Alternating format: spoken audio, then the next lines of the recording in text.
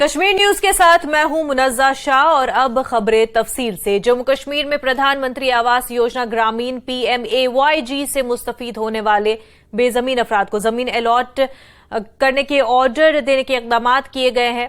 जम्मू कश्मीर से 245 ऐसे अफराद की निशानदेही की गई थी जिनके पास जमीन नहीं है।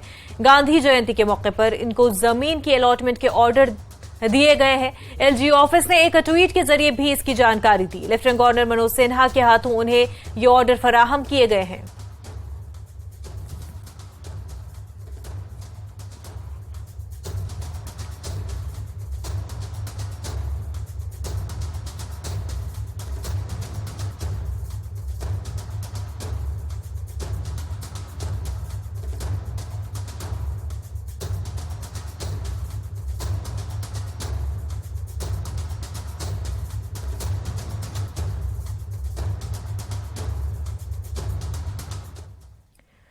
जम्मू कश्मीर में कल अपोजिशन जमातों की एक मीटिंग होगी। अपोजिशन जमातों की ये मीटिंग जम्मू के एक प्राइवेट होटल में होगी। बताया जा रहा है कि ये मीटिंग दोपहर 2:30 बजे मुनक्किद होगी।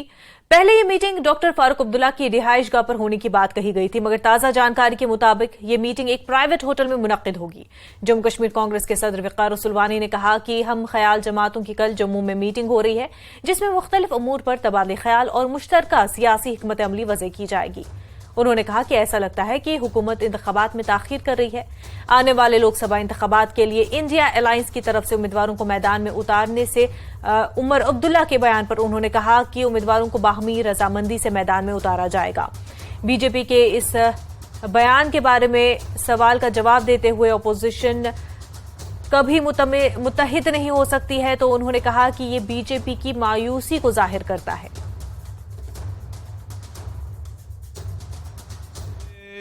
सरकार बीजेपी की इस रियासत में शासन चला रही है 2014 से, तब से जम्मू कश्मीर एक मुसीबत का शिकार हो गई। आपने देख रहा 2019 को इन्होंने कैसे इस स्टेट को, इस हिस्टोरिकल स्टेट को, इस खूबसूरत स्टेट को यूटी बनाया और यहां स्टेट के 2 हिस्से किए, और किस तरीके से वो अपने हिसाब से लोगों पे जुल्म कर रहे हैं।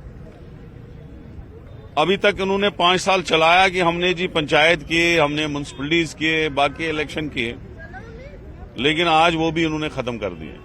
यहां पे पूरे देश में कहीं इमरजेंसी नहीं है, लेकिन जम्मू कश्मीर में आपको 10 साल से इमरजेंसी लग रही है। हम इंशाल्लाह जुड़ेंगे, सब मिलेंगे, जैसे चाहे PDP हो, चाहे NC हो, चाहे दूसरी लाइक माइंडेड पार्टी हो, पैंथर हो, CPM हो, सब हम जुड़े हैं। हम इनका मुकाबला कर रहे हैं और पूरा मुकाबला डट के करेंगे। वही हम उसी की दिशा तय करते हैं कि हम इन लोगों के साथ, जो इस वक्त लोगों के दुश्मन है, गरीब लोगों को तबाह और बर्बाद कर दिया इन्होंने, स्मार्ट मीटर लगा के, टैक्सें लगा के, बाकी चीजें करके, तो उसके लिए हम लड़ने के लिए जो भी हो सकता है। जैसे पहले इन्होंने वोट, बाहर वालों के वोट रजिस्टर करना शुरू किए थे, हमने प्रोटेस्ट किया, कहीं ना कहीं ये रुके।